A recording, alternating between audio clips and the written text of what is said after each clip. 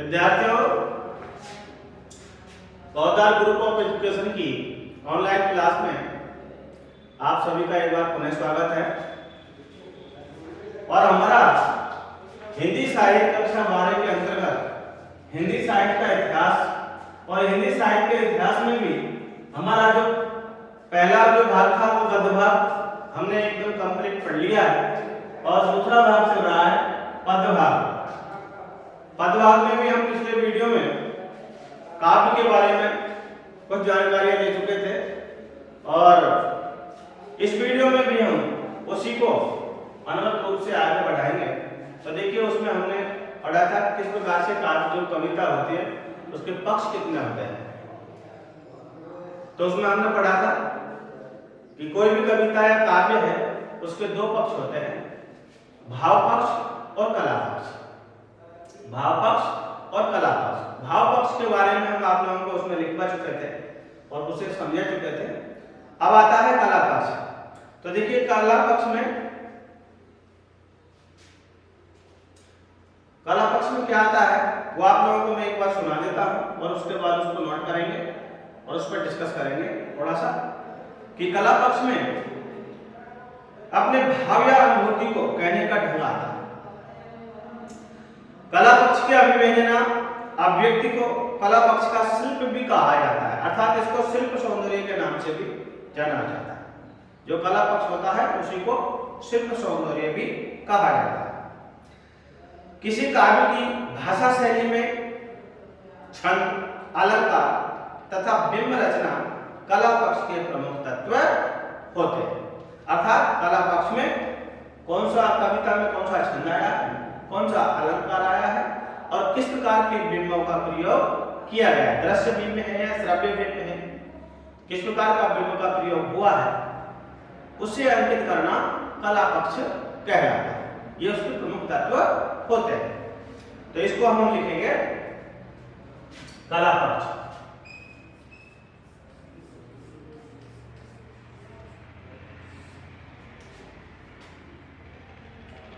कला पक्ष और कला पक्ष में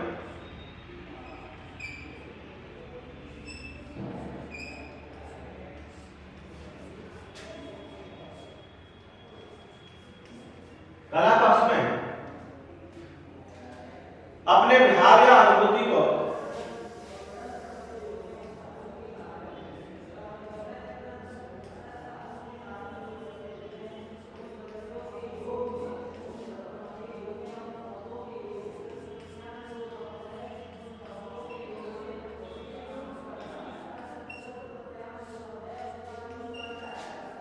अपने भाव या अनुभूति को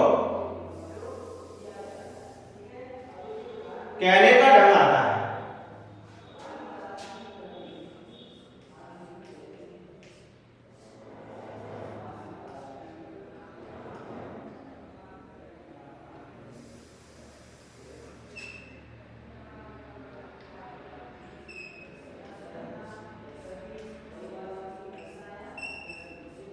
ढंग का तरीका भी कहा जाता है।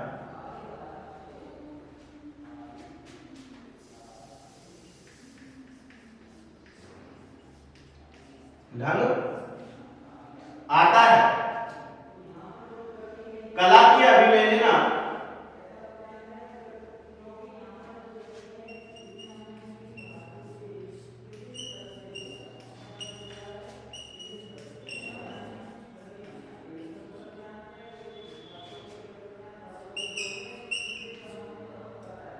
कला की अभिव्यंजना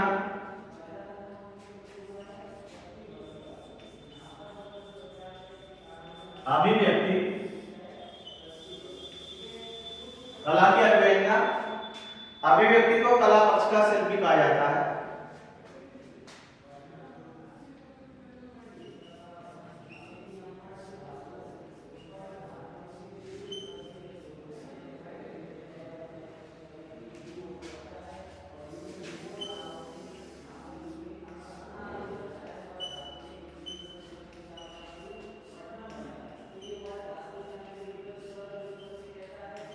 कहा जाता है। किसी काव्य की भाषा शैली में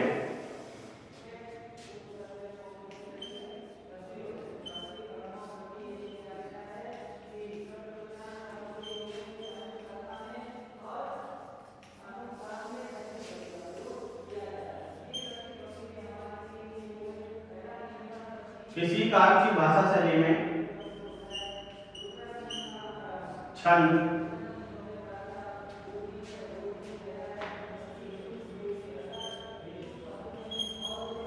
अलंकार, छंद, अलंकार तथा बिंब रचना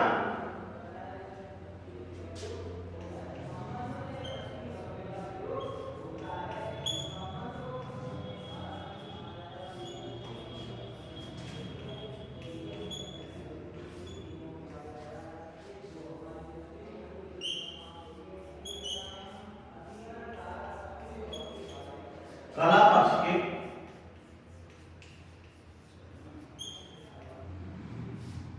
प्रमुख तत्व है।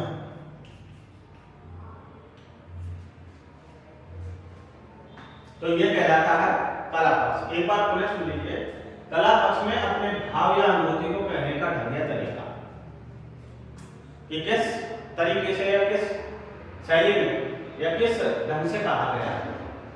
फिर कला पक्ष के अभिव्यंजन और अभिव्यक्ति को कला पक्ष का शिल्प भी कहा जाता है, इसको शिल्प सौंदर्य भी बोला जाता है। इसमें किसी काव्य की भाषा शैली, जो भाषा शैली हमने उसमें प्रयुक्त की है, कौन सी भाषा का प्रयोग किया गया है, भाषा अवधी है, मराठी है, गुजराती है, बिहारी है, ब्रज भाषा है या फिर खड़ी बोली है, कौन सी भाषा है, उसमें कौन से छंद का प्रयोग किया गया या कौन सा अलंकार आया है तथा किस प्रकार का बिंब हमने उस रचना में काम में लिया है या लेखक पे लिया है, उसको बताना ही कला पक्ष को उजागर करना है। तो वो कला पक्ष कहलाता है। ये आपको ध्यान में रखना है। तो ये जो हुआ आपके, अब देखिए अब होता है आपके काव्य के प्रयोजन। ये काव्य क्या प्रयोजन माने गए हैं, आचार्य ने क्या प्रयोजन माने हैं काव्य के, कि काव्य की रचना क्यों की गई है। तो देखिए उसके ये तो प्रयोजन में अर्थ धर्म काम मोक्ष, अर्थ धर्म काम मोक्ष, इनको प्रयोजन माना है। लेकिन इनके अलावा भी कुछ लोग हैं या आचार्य हैं जिन्होंने इसके कुछ और भी कारण बताए हैं।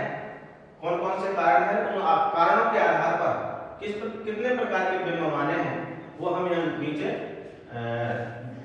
कितने प्रयोजन माने हैं वो हम यहाँ अंकित करेंगे। तो यहाँ हम लिखेंगे काव्य के प्रयोजन।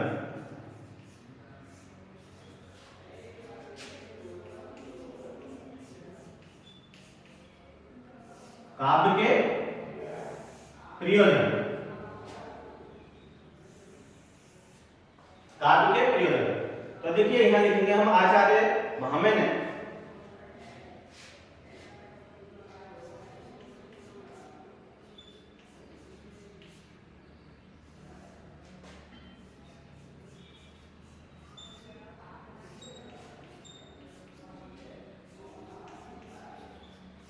अर्थ धर्म काम मोक्ष, अर्थ धर्म काम मोक्ष के अतिरिक्त कलाओं में के अतिरिक्त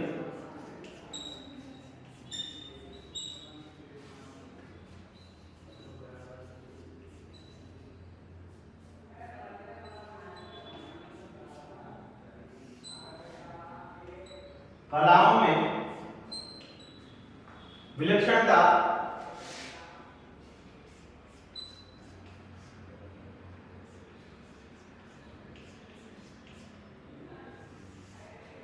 कलाओं में विलक्षणता, यश और आनंद की उपलब्धि,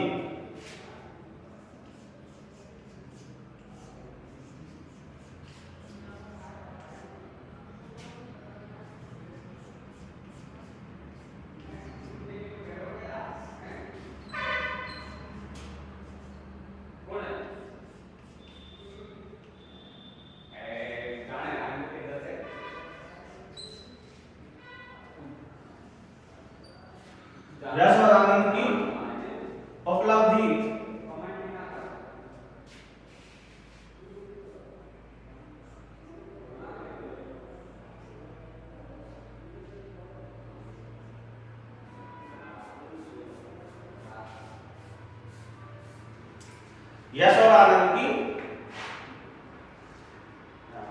उपलब्धि।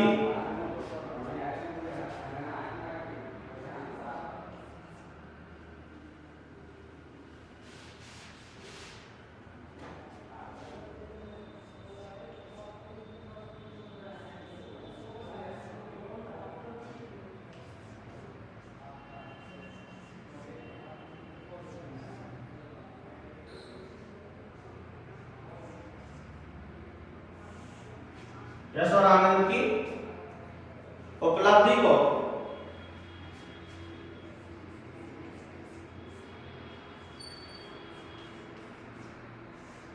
काव्य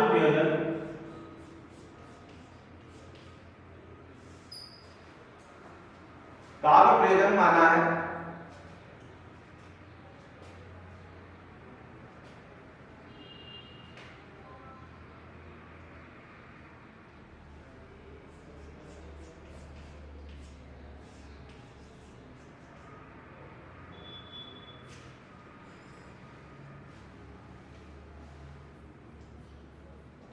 तो प्रयोजन की दृष्टि से काव्य दो प्रकार के माने गए हैं।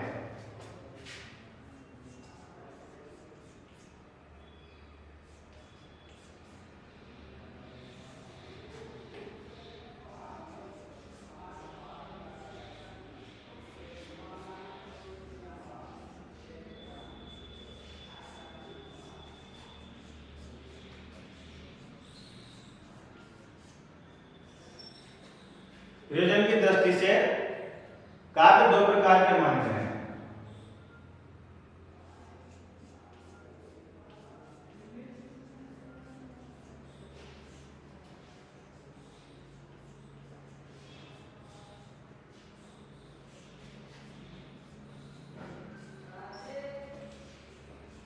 दो प्रकार के माने गए हैं। कौन कौन से माने गए हैं? यहां लिख रहा हूं।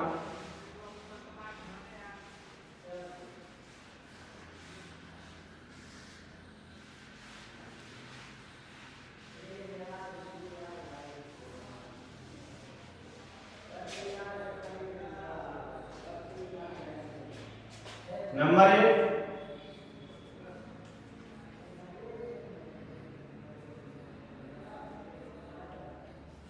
दृष्ट प्रयोजन।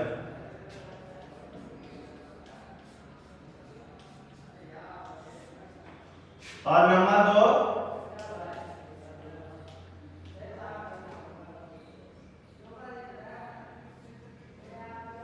अदृष्ट प्रयोजन।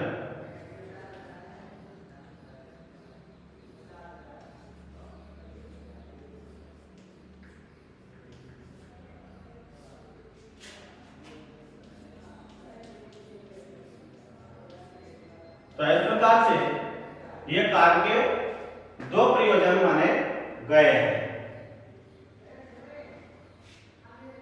एक बार पुनः देख लीजिए। काव्य के प्रयोजन यानी कि काव्य को लिखने के पीछे क्या कारण हो सकते हैं? आचार्य भगवे ने अर्थ धर्म काम मोक्ष के अतिरिक्त, अर्थात ये चार तो नहीं, अर्थ धर्म काम मोक्ष यानी कि अर्थ का मतलब आप जान रहे हैं पैसा कमाने के लिए काव्य की रचना की गई हो, नहीं धर्म का प्रचार के लिए काव्य की रचना की गई हो, नहीं काम आसक्ति के कारण काव्य की रचना की गई हो, या फिर मोक्ष प्राप्ति के लिए काव्य की रचना की गई हो। ये तो नहीं, इनके अतिरिक्त कलाओं में विलक्षणता पैदा करने के लिए, यश प्राप्ति के लिए और आनंद की उपलब्धि को काव्य प्रयोजन माना है। किसने? आचार्य हम। तो प्रयोजन की दृष्टि से काव्य दो प्रकार के माने गए। काव्य दो प्रकार के माने गए या काव्य प्रयोजन दो प्रकार के माने गए। इसमें यहां काव्य प्रयोजन और होना चाहिए।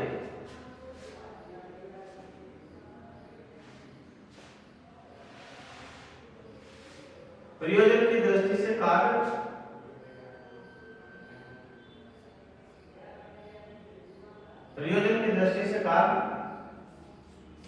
सही है। दो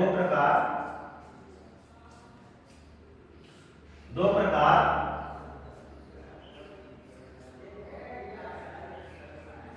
का माना गया है।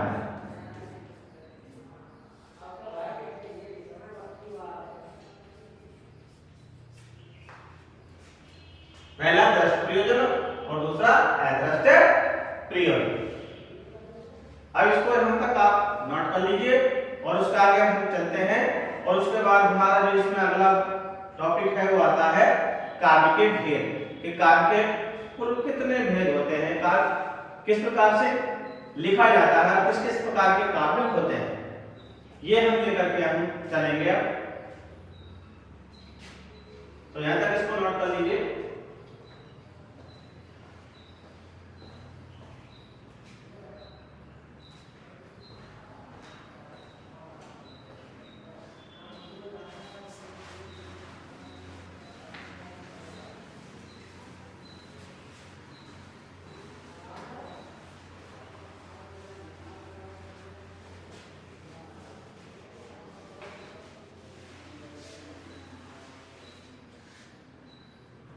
अब आता है काव्य के भेद। तो बिंदु डालेंगे हम।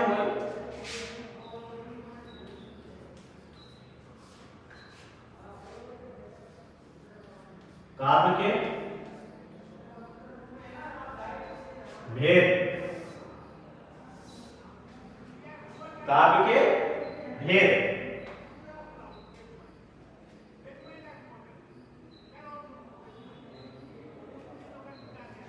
इसमें लिखेंगे हम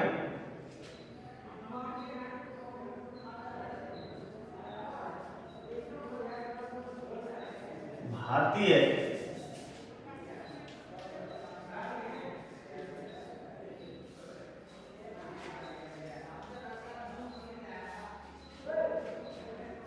काव्य शास्त्र में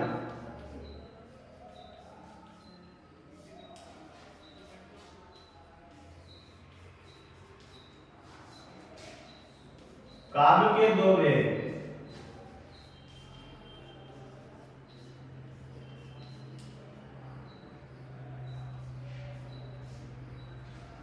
माने गए हैं। कितने भेद माने गए हैं? दो भेद माने गए हैं। कौन कौन से माने गए हैं?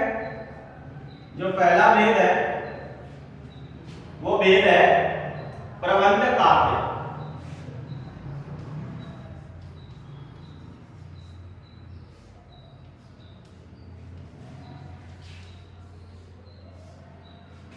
और दूसरा जो भेद है वो भेद है मुक्तक काव्य।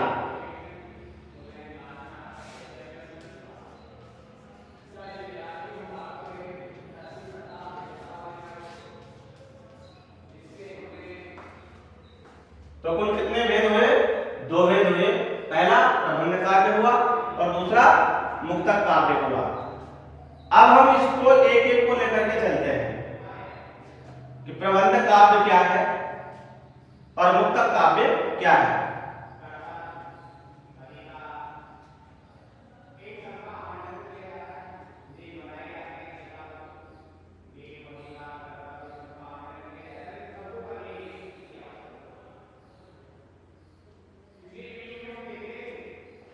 तो पहला हम लेके चलते हैं प्रबंध का।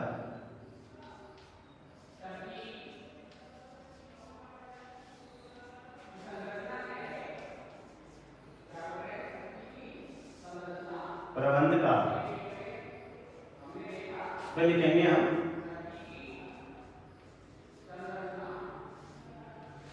प्रबंध का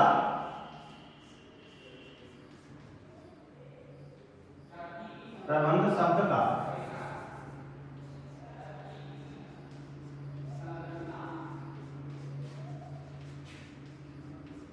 अर्थ है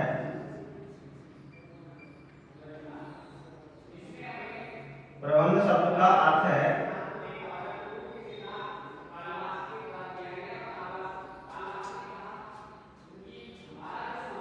प्रबंध शब्द का अर्थ है जो विशिष्ट रूप से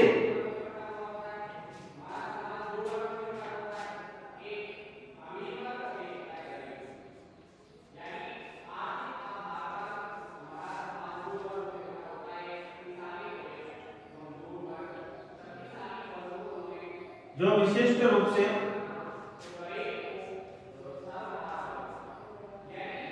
या प्रत्यक्ष रूप से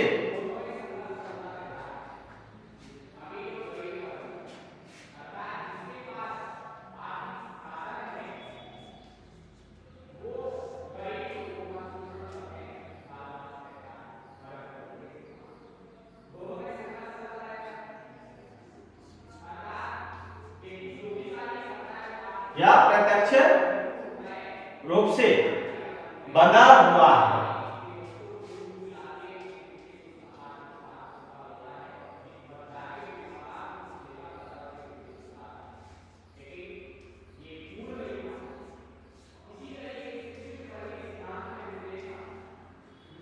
प्रत्यक्ष रूप से बंधा हुआ है क्या कहलाता है? प्रबंध कहलाता है।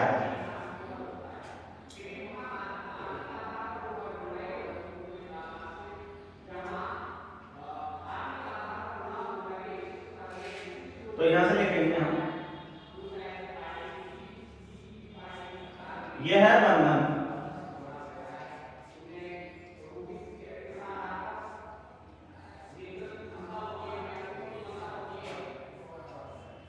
एक श्रृंखला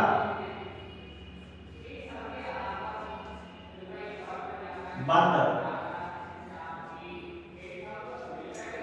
यह बंधन एक श्रृंखलाबद्ध कथा होती है।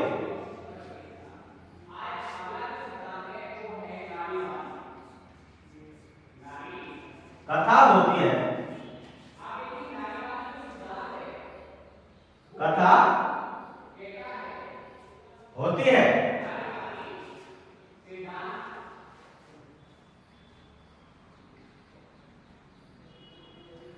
अर्थात जिस काव्य में प्रारंभ से अंत तक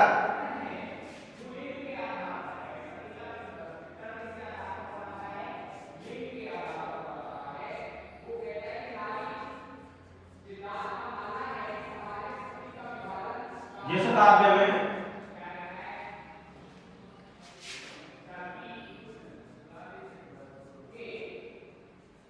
आरंभ से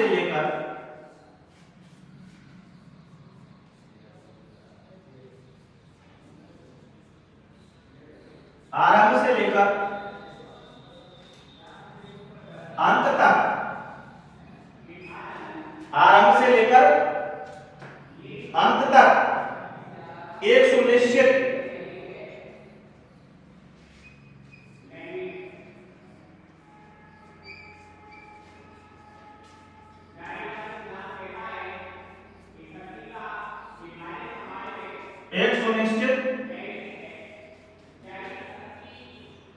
सुसंगठित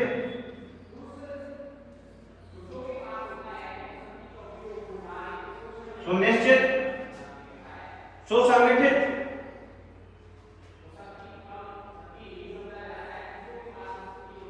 सुसंबद्ध धारा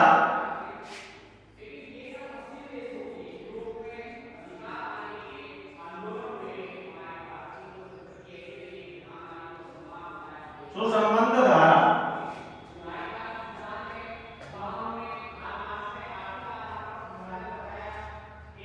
धारा प्रवाह कथा का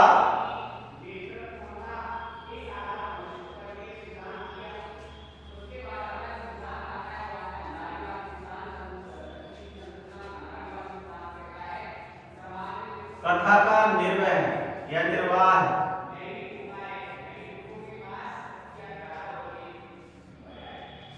किया जाता है।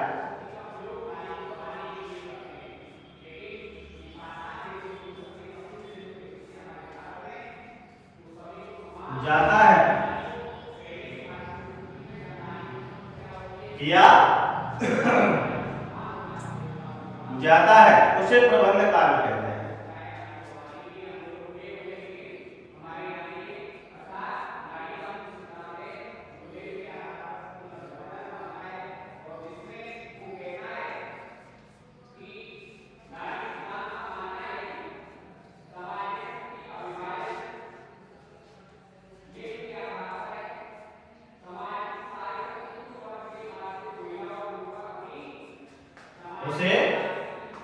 प्रबंध काव्य कहते हैं। तो ये हुआ आपके प्रबंध काव्य। तो उदाहरण के तौर पर जैसे मैं लिखूं, जैसे उससे पहले एक बार इसको पुनः समझ लीजिए कि प्रबंध काव्य शब्द का अर्थ होता है जो विशिष्ट रूप से या प्रत्यक्ष रूप से बंधा हुआ, अर्थात यह बंधन एक श्रृंखलाबद्ध कथा होती है, अर्थात जिस काव्य में आरंभ से लेकर अंत तक एक सुनिश्चित सुसंगठित और सुसंबद्ध धारा कथा प्रवाह कथा निर्वाह किया जाता है।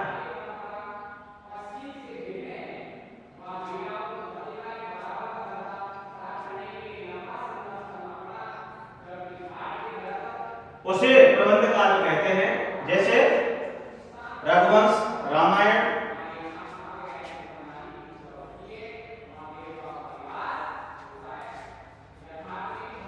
रघुवंश एक महाकाव्य है,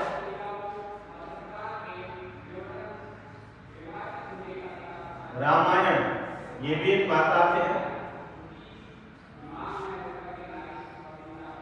महाभारत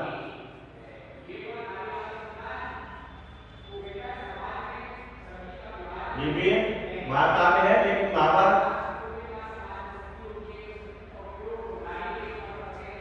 ये हिंदी में नहीं है। हिंदी में रामायण और रघुवंश महाकाव्य है।